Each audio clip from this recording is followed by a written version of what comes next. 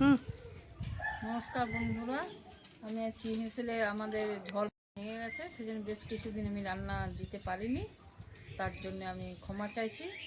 তা আজকে আমি একটা ফুলকপির খুব সুন্দর রেসিপি দেখাবো। তার জন্য আমি বাগানে ফুলকপি তুলতে এসেছি। দেখুন, আমাদের বাগানে খুব সুন্দর ফুলকপি হয়েছে। আমাদের ছোট বাগান, বেশি বড় নয়।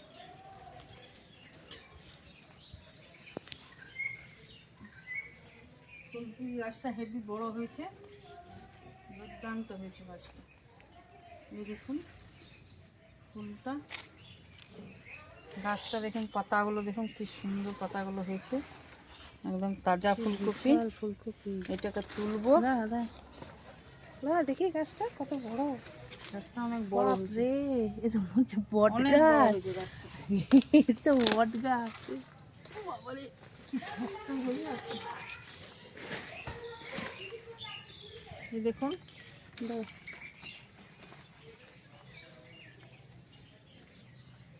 দেখি, বাপরে, এ তো মনে হচ্ছে বট গাছ। এত বড় ফুলকপি গাছ। এটা আমিই লাগিয়েছি, আমিই চাষ করেছি।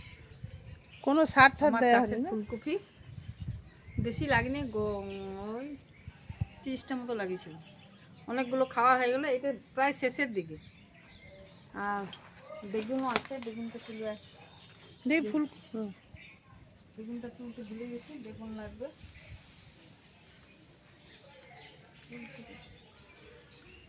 বেগুনটা তো পড়ে গেছে। হুম হুম হুম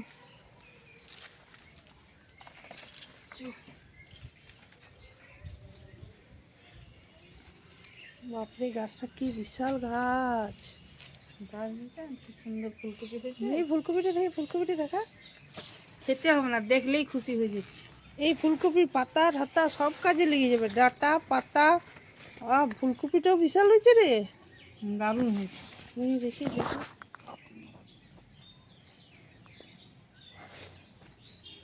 বিশাল ফুলকপি যে। মাটিটা ছাড়িয়ে নি। বাবারে কি শক্ত, বটি দিয়ে। বাপরে, এই ফুলকপিটার ডাঁটাটাও কাজে লেগে যাবে। করবো না, ডাঁটা পাতা সব কাজে লেগে যাবে। কাটা যাচ্ছে না, এত শক্ত। এত বড় লম্বা হয়েছে অনেক। ডাঁটাটা চচ্চড়ি হয়ে যাবে ভালো।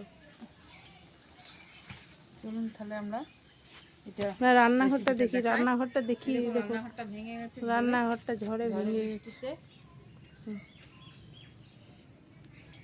পুরো রান্নাঘরটা ঝড়ে উড়ে গেছে, ভেঙে গেছে।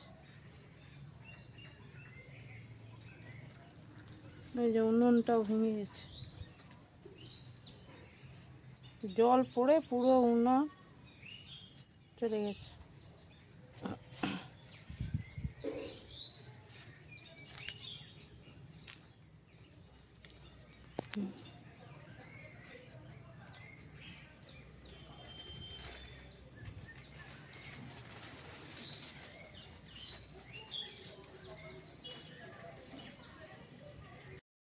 ফুলকপিটা কাটবো। এগুলো প্রথমে পাতাগুলোকে আমি ছাড়িয়ে নেবো। পাতাগুলো দেখুন বিশাল বড় বড় হয়েছে। এটা কালকে একটা চচ্চড়ি রেসিপি করবো, এটা আপনাদের সাথে শেয়ার করবো। প্রথমে ডাটাগুলো ছাড়িয়ে নিই।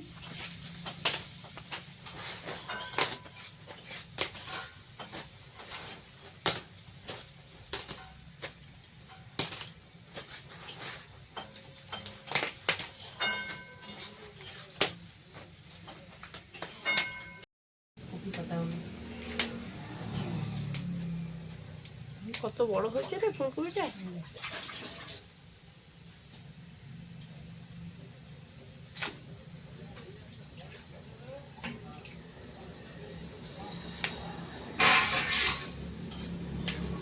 টাটকা একদম, গাছ থেকে তুললেই সঙ্গে সঙ্গে।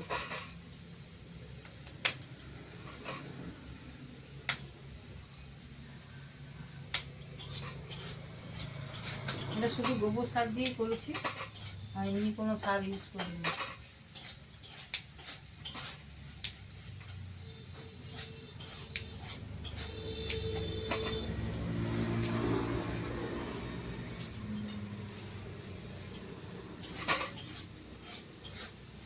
ফুলকপিটা খুব ভালো করে করতে হবে, কারণ টাটকা ফুলকপি, এটা টাটকা ফুলকপিতে ভালো হয়। একটা বাজারেও টাটকা কপি পাওয়া যায় না তা নয়।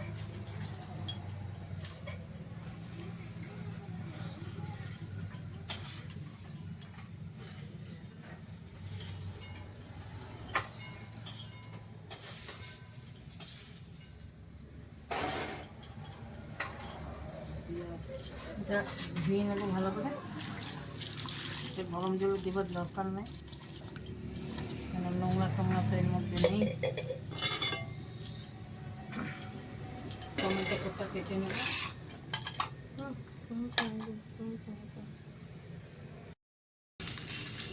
এবার মশলাগুলো আমি রেডি করব, তার জন্য আমি চাল মগজ নিয়েছি।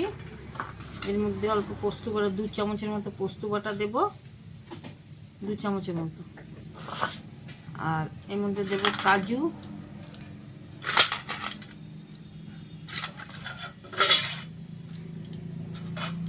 দিলাম, গোটা 10 কাজু দিলাম, আর কিশমিশ দিয়ে এটাকে একটা পেস্ট করে নেব।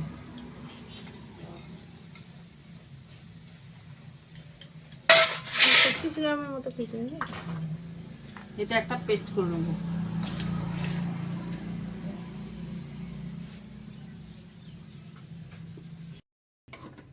রেসিপিটা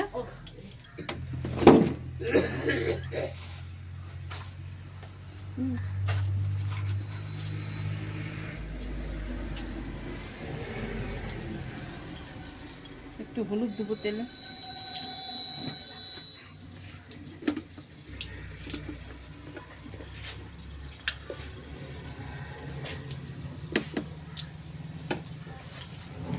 ফুলকপিগুলো ছেড়ে দেবো।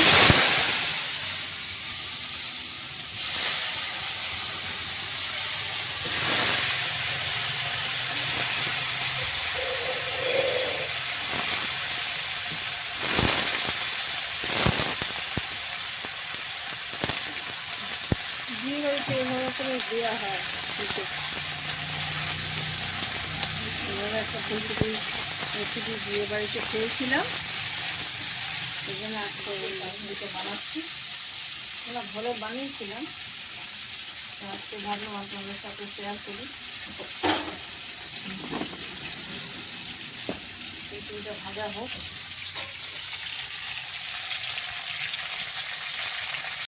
আমাদের ভাজা হয়ে গেছে, এবারে নামিয়ে নেব।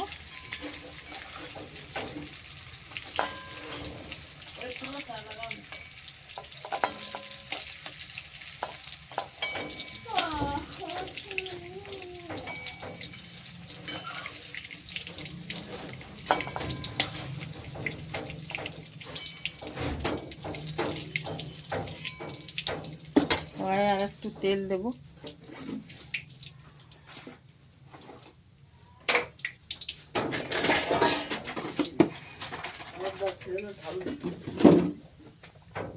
এটা কিশমিশ, চালমগজ, পোস্ত, কাজু সমস্ত বাটা আছে, একটু লঙ্কা আছে, 4টে লঙ্কা দিয়েছি নিয়ে এটা এবারে পেস্টটা করে নিয়েছি। এটা কড়াইয়ের মধ্যে ঢেলে নিচ্ছি। তেলটা একটু গরম হয়ে যায়।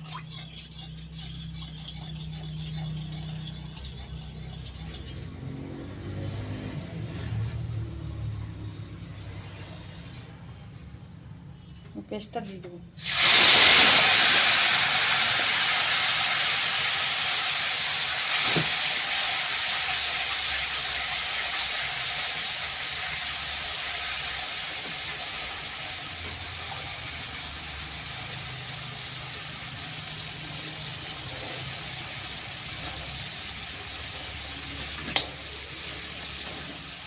শুকনো লঙ্কা বাটা আছে, বাটা শুকনো লঙ্কা দেবো। আপনারা আন্দাজ মতো দেবেন ঝালটা, যে যেরকম খায়।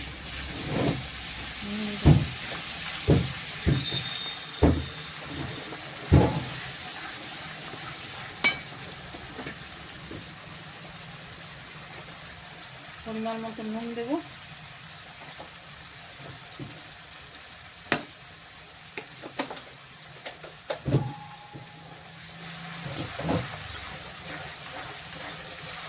কষিয়ে নেব ভালো করে।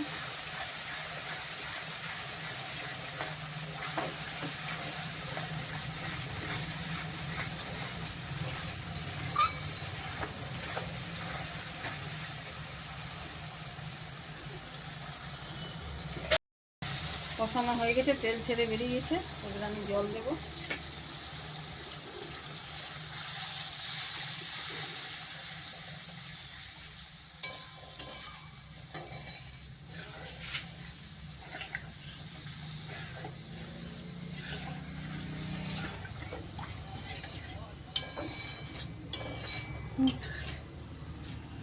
একটু কপিগুলো ছেড়ে দেবো, সেদ্ধ হবে কপিগুলো।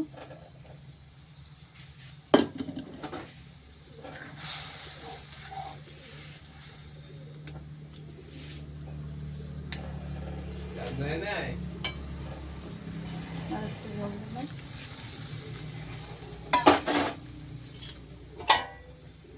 ঢাকা দিয়ে দেবো। কপিটা হয়ে গেছে, দেখুন ছাড়া ছাড়া খুব সুন্দর গলেও গেছে। তো দেখুন জিনিস কপিটা হয়ে গেছে, ফুলকপিটা আমি নামিয়ে নিই। এরকমই কালারটা আসবে, দেখুন কালারটা কত সুন্দর এসছে, দুর্দান্ত হয়েছে কালারটা। এরপর আমি এটা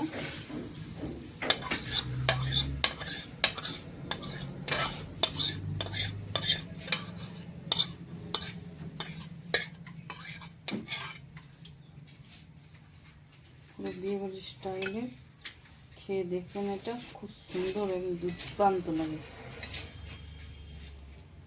জিরা রাইসের সাথে, পোলাওর সাথে, পরোটার সাদা ভাতের সাথে, রুটির সাথে খুবই সুন্দর লাগে। এটা করে করে খেয়ে দেখবেন, ভালো লাগলে অবশ্যই কমেন্ট করবেন, জানাবেন কেমন লাগলো।